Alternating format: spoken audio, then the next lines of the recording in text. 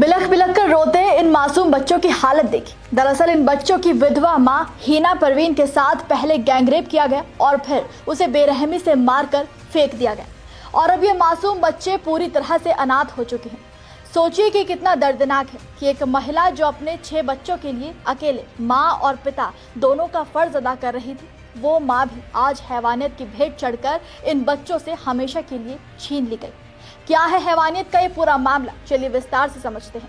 नमस्कार, हमारे खास शो ये हिंदुस्तान है संविधान से चलेगा में आपका स्वागत है और मैं हूं आपके साथ महक सादा।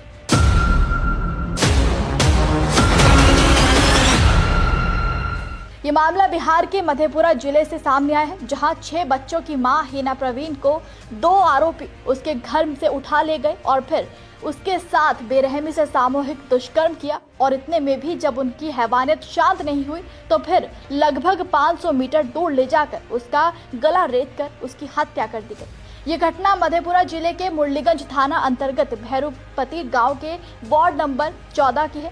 यहाँ बीते 3 जनवरी की रात को 2 अपराधियों ने हिना परवीन नाम की एक 30 वर्षीय विधवा मुस्लिम महिला के घर पहुंचकर बेखौफ तरीके से बंदूक दिखाकर उसे अगवा किया और फिर हिना परवीन को अगवा करने के बाद उन दोनों लड़कों ने उसका गैंगरेप किया और फिर महिला की गर्दन रेत कर उसकी हत्या कर दी। जानकारी के मुताबिक हिना परवीन के 6 छोटे छोटे बच्चे हैं। हिना के पति मोहम्मद अताबुल की 1 साल पहले मौत हो गई, जिसके बाद हिना परवीन मेहनत मजदूरी करके अपने बच्चों को किसी तरह पाल रही थी। माँ घर में नहीं मिली तो बच्चे बेहद परेशान हो गए और जब जांच पड़ताल की तो हिना भूसे के ढेर पर मरी हुई मिली, जिसके बाद इलाके में कोहराम मच गया।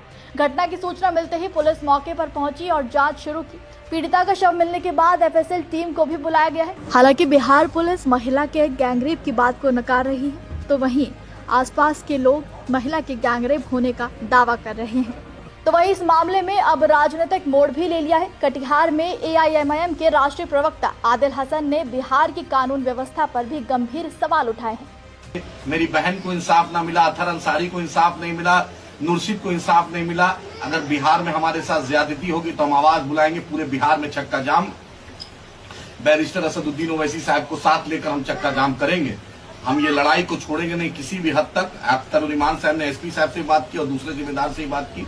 इस लड़ाई में हम साथ हैं और इंशाअल्लाह ताला उनके घर भी हम जाएंगे और होम सेक्रेटरी और डीजीपी से, क्योंकि और 2-3 मामले उस पर भी मिलना, इस पर भी मिलकर उस पर स्पीडी ट्रायल और फैमिली को मुआवजा और बच्चों का भरण पोषण का बिहार सरकार जिम्मेदार है। हम यही मुतालबा करते हैं। इस घटना को लेकर मुस्लिम समाज के लोग सोशल मीडिया पर लिख रहे हैं और कार्रवाई की मांग कर रहे हैं। इस मामले पर बिहार के राज्य अल्पसंख्यक आयोग ने जिलाधिकारी को पत्र लिखकर इस मामले में सख्त कार्रवाई करने और दोषियों को सजा दिलवाने की मांग की। साथ ही प्रशासन को कार्रवाई से जुड़ी रिपोर्ट बिहार राज्य अल्पसंख्यक आयोग के सामने पेश करने की मांग की है। आपको बता दें कि बिहार में महिलाओं संग हैवानियत का ये कोई पहला मामला नहीं है। 2 दिन पहले ही बिहार के खगड़िया में एक 4 साल की बच्ची का रेप कर उसे सरसों के खेत में फेंक दिया गया। इस घटना के बाद लापरवाही बरतने वाले 8 पुलिसकर्मियों को सस्पेंड भी कर दिया गया था और ना जाने ऐसी कितनी बच्चियों महिलाओं की आबरू के साथ खिलवाड़ किया जाता रहा है, लेकिन सुरक्षा के नियम कानूनों में कोई बदलाव नहीं हुआ। लेकिन ऐसे अपराधों के लिए हमारे देश का कानून क्या कहता है, चलिए जान लेते हैं। भारतीय न्याय संहिता की धारा 63 बलात्कार को परिभाषित करती है। किसी महिला की सहमति के बिना उसके साथ यौन संबंध बनाना बलात्कार माना जाता है। भारतीय न्याय संहिता की धारा 64 बलात्कार के अपराध के लिए दंड का प्रावधान करती है। बलात्कार करने वाले व्यक्ति को कम से कम 10 साल की कठोर कारावास की सजा, जो कि आजीवन कारावास तक हो सकती है, और जुर्माने से दंडित किया जाएगा।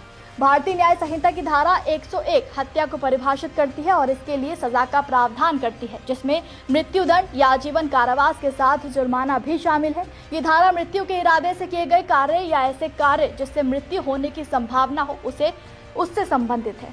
इन घटनाओं से आप अंदाजा लगा सकते हैं कि बिहार में महिला सुरक्षा और कानून व्यवस्था की क्या हालत हो चुकी है। गुंडों के हौसले इतने बुलंद हो चुके हैं कि वो बिना किसी पुलिस और कानून के डर के महिलाओं को अकेला देखकर बंदूक की नोक पर उन्हें अगवा करते हैं और फिर सरेआम रेप कर उन्हें जान तक से मार डालते हैं। बच्ची हो या बुजुर्ग महिला, किसी के लिए भी बिहार अब सुरक्षित नहीं बचा है। महिला सुरक्षा और अपराध मुक्त प्रदेश के दावे करने वाली नीतीश सरकार जरा जवाब दे, आखिर बिहार में महिलाओं की दर्दनाक स्थिति और कब तक रहेगी? आखिर क्यों बिहार पुलिस महिलाओं को सुरक्षा देने में नाकाम साबित हो रही है? आप इस मामले पर क्या कहेंगे, हमें कमेंट में जरूर बताइएगा।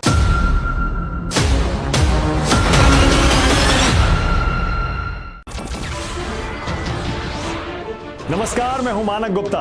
अगर आपको हमारा ये वीडियो पसंद आया हो तो इसे लाइक और शेयर जरूर करें और हाँ, हमें सब्सक्राइब और फॉलो करना ना भूलें ताकि आप देश और दुनिया की कोई खबर मिस ना करें।